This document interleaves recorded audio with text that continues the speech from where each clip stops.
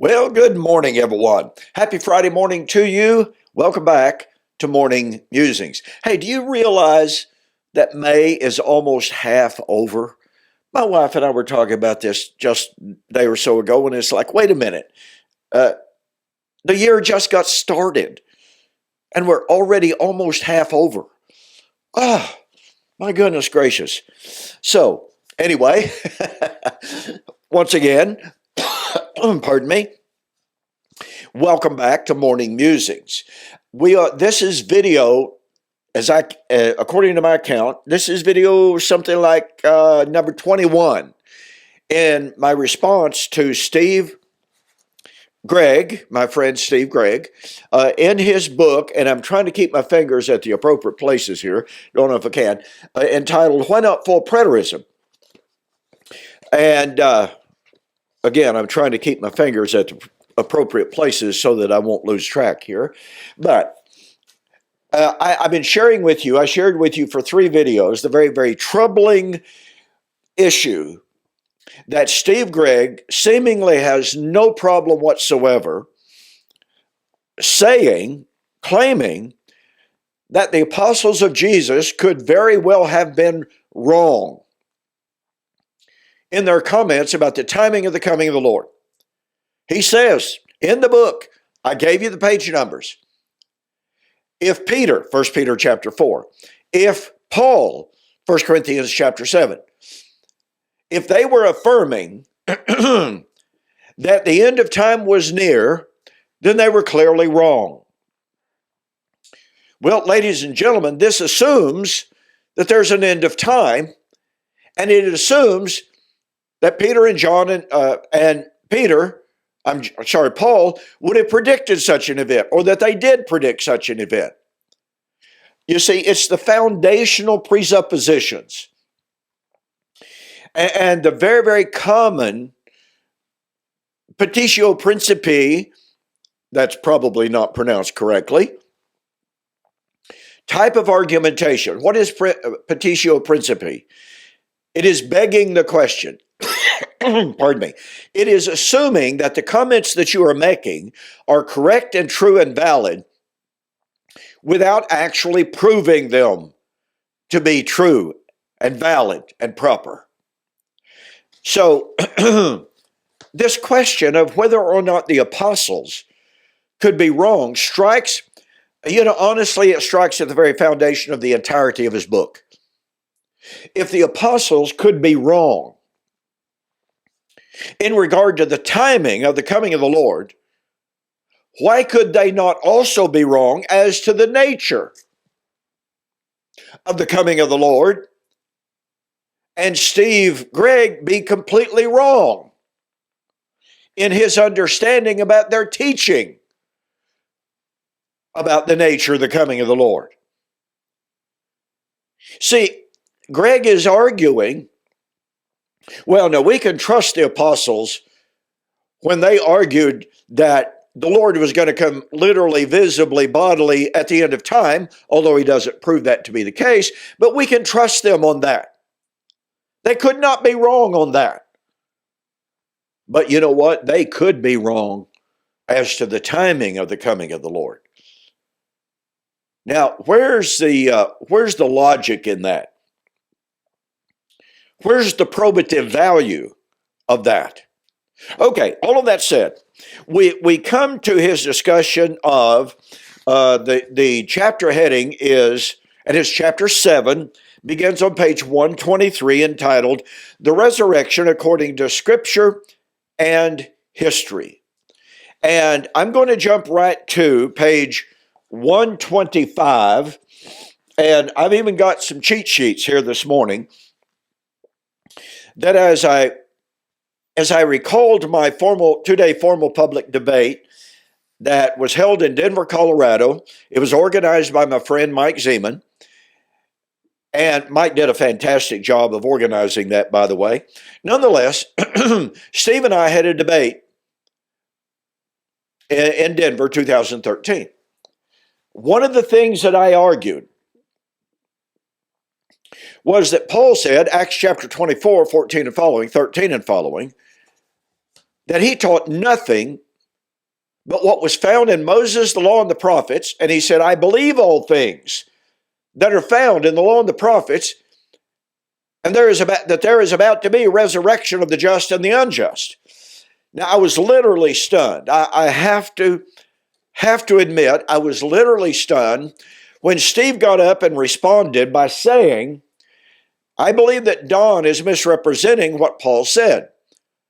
Paul was not saying that the Old Testament foretold the resurrection or that his resurrection doctrine was from the Old Testament. He was saying, point number one, I believe all things that are written in the law and the prophets. And number two, I also believe in the resurrection, as if those are two separate and distinct, independent doctrines. I never heard that before. And oh, by the way, you won't find that in any commentary. Which is interesting, of course, since Steve makes a point throughout the book of saying, one of the problems with preterists is they reject scholarship. They reject the commentaries. They reject church history. Well, unless I missed it, certainly possible. Unless I missed it, there's no early church writer that takes Steve Gregg's position of saying, I believe all things that are written in the law and the prophets, and oh, by the way, I also believe in the resurrection, which is not in the law and the prophets. You won't find that.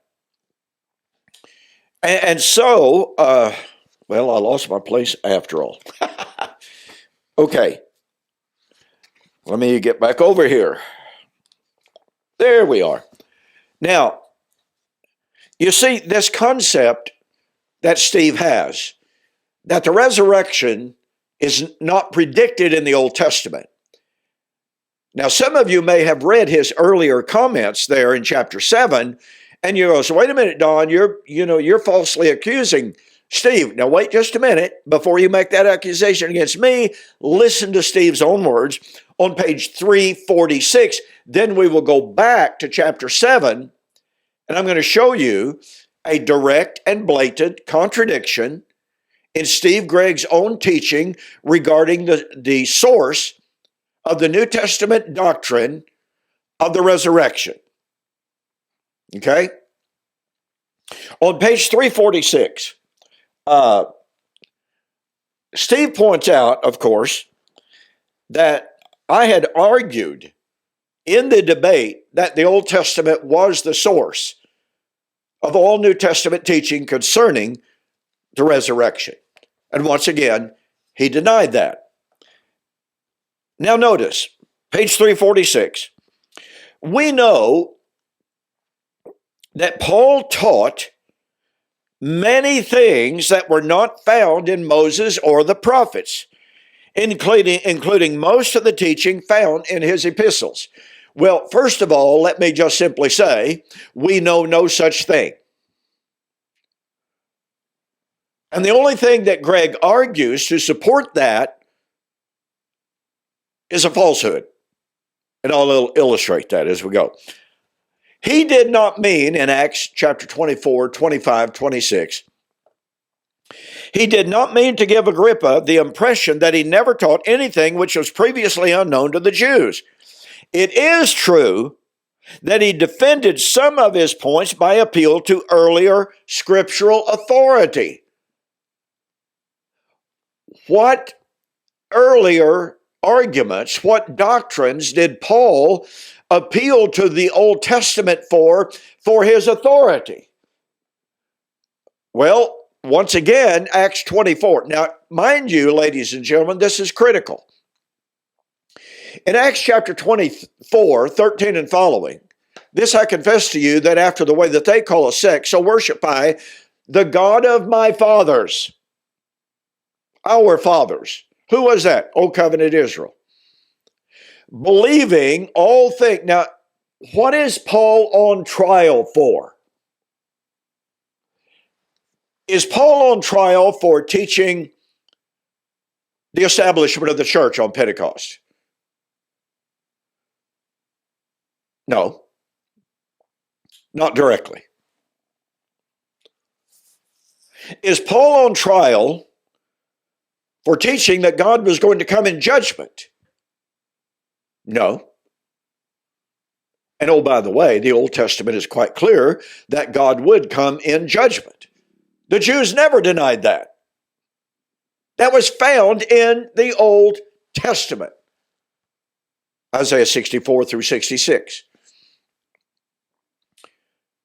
What was the specific charge for which Paul was on trial? Well, go to Acts chapter 23, the last 5 verses. Standing before the Sanhedrin, Paul said, "Brethren, I am a Pharisee of the Pharisees for the hope of the promise of the resurrection in my own trial." And now 14 days later, he is on trial. He's not on trial for teaching the church was established. He's not on trial for preaching that God was going to come in judgment.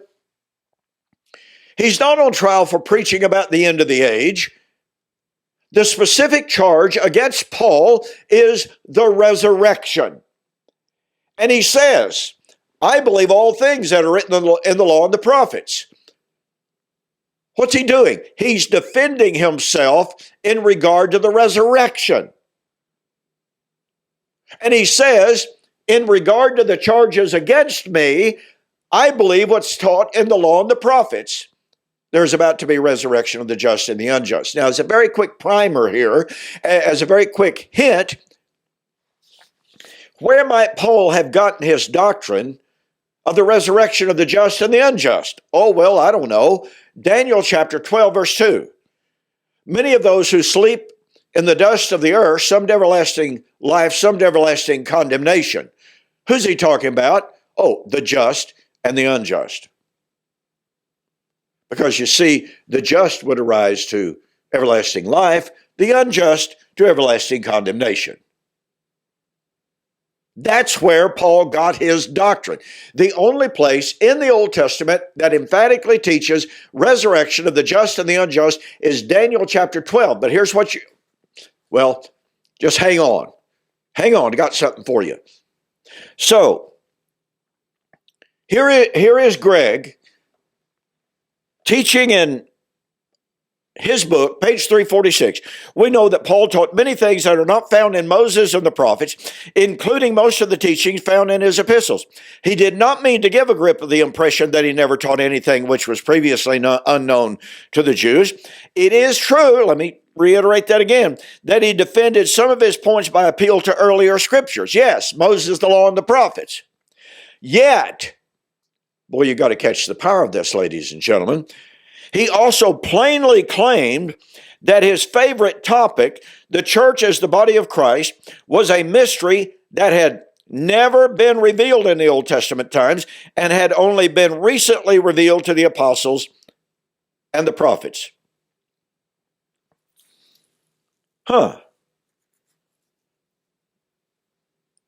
Watch this. Paul specifically included his teaching about the resurrection and the rapture as being among the New Testament mysteries that God had thus revealed to him by the Spirit. In other words, never revealed before, now revealed to Paul. Folks, my friend is unequivocally affirming what he did in our debate. The Old Testament did not predict the resurrection. But now watch this, back to page 125. Under the heading, the Old Testament on the resurrection. That's right, the Old Testament on the resurrection. Now remember, page 346 and 7, 346 and 7, he said the church and the resurrection were mysteries that were only now being revealed to him through the Spirit. They had never been revealed before. That means they're not in the Old Testament. Well, my friend is simply wrong to say that the church was never revealed in the Old Testament. It is true that it was not revealed in the Old Testament as it was being revealed in the New. That doesn't mean that it wasn't in the Old Testament. After all, Isaiah chapter 2, verse 2 and following, It shall come to pass in the last days that the house of the Lord shall be established in the tops of the hills, magnified and glorified above the mountains. Folks, the mountain, the house of the Lord, is the Messianic temple to be established in the last days. And Paul said the house of the Lord had already been established in the first century. 1 Timothy chapter 3, verse 15 and following. You see a problem? Let me continue. The Sadducees were a party of Jewish leaders who differed from the majority position among the Jews on a number of subjects. We are told that they did not believe in angels, spirits, nor resurrection from the dead. They apparently did not accept any scriptures other than the Torah, the 5 books of Moses, and they did not see any clear indication in those books affirming an end of days resurrection of bodies. In this, they differed from Pharisees and the majority of the rabbis. Generally, generally we do not wish to take our Christian positions from the opinions of the Pharisees, but we cannot ignore their views since Paul specifically claimed to hold a position on the resurrection agreeable with theirs. One of the things that full preterists challenge is the meaning of his statements on the subject. Now watch. Although the Old Testament is relatively quiet on the subject of the resurrection, there are several passages from which the Jews seemed to have derived their ideas. All of them are subject to more than one possible interpretation, which renders them controversial to this day among Bible students. This is because the imagery or language of resurrection is sometimes used in the Old and New Testaments in both a metaphorical and literal sense. And then he goes ahead to say that Jesus, in Mark 12:26, understood there to be resurrection. Well, okay, if Jesus, by appealing to Exodus chapter 3, 6 to 8, taught resurrection, then that means that Steve Gregg is wrong to deny that Moses, the law, and the prophets foretold the resurrection. Because if the resurrection is in Exodus, then it's in Moses. It's in the law. And Jesus said resurrection was in Exodus chapter 3. Folks, there could not be a more blatant, glaring contradiction between Steve Gregg and Jesus and Paul. Now, then Steve brings us, and he says, the most vivid Old Testament image of bodies rising from the dead is that which is portrayed in Ezekiel's vision of the dry bones, Ezekiel 37, 1 to 14. In that vision, disassembled dry human bones are seen scattered in the desert. At the word of Ezekiel, those bones begin to shake and move. As the prophet watches, the bones is assembled into human skeletons upon which flesh, skin, and hair then appear. Eventually, the breath of life enters them and they become a great host of living people. The passage itself, oh boy, you got to catch this, folks. The passage itself explains the vision, and we find it is not describing a literal resurrection at the end of the age at all. The scattered dry bones are symbolic of the condition of the Jews in their Babylonian exile. Our bones are dry, our hope is gone. They say, in the land of their ancestors, their nation was literally non-existent. The nation of Israel was dead. The imagery of restoration and revivification represents God's working the miracle of restoring the dead nation into the living entity that it once was. First, by assembling the Jews from captivity back into the land, and second, by pouring out his Spirit upon them.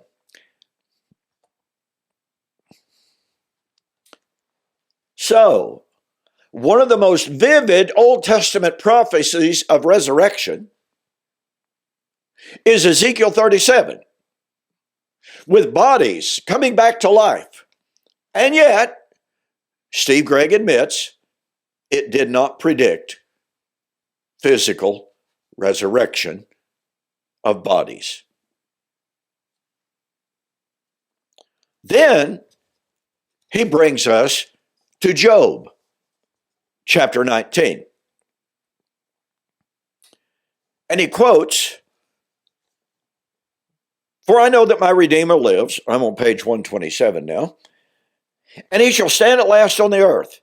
And after my skin is destroyed, this I know, that in my flesh I shall see God, whom I shall see for myself, and my eyes shall behold, and not another."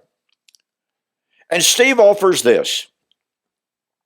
Though this is poetry and could be interpreted, could be interpreted as the expression of Job's hope of being healed from his present distress, or sickness, the most straightforward interpretation of his words would suggest that he believed in a future resurrection of his body after death. The eyes with which he expects to see God will be his own eyes, not those of a different body, but the same eyes presently in his flesh. Yet he expected this to occur sometime after his flesh had been destroyed, when his Redeemer would at last stand on the earth. Despite what one might regard as poetic imagery, this sounds remarkably like the teaching of the resurrection that Christians have always found in the New Testament. Well, let me tell you something, ladies and gentlemen, and I'm going to go ahead and cut this short. Let me make just a couple of really super brief bullet points right here that I will expound on next week, okay? It would take too long today to expound on each one of these points, so let me just simply list them very quickly. Point number one, there are incredible textual translational problems with rendering the text the way that Steve Gregg does in his citation of his chosen translation. I'll illustrate that more later on. Point number two, Steve Gregg himself agrees, this is a poetic text. But what does Steve do? He literalizes what he himself admits is poetic. Isn't there something hermeneutically at least questionable about this? Point number three, Steve Gregg admits that Job may have been simply expecting to be vindicated by God and to be restored to his former position while he was still living. Do you catch the power of that? I'm going to show you where that's precisely what happened.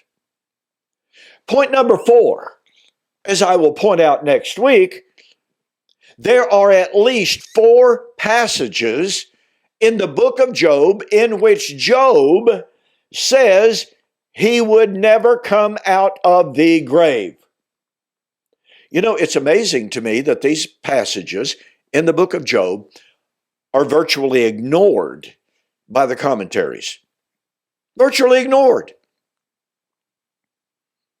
And yet, they are there. They are clear. They are explicit. And they are emphatic.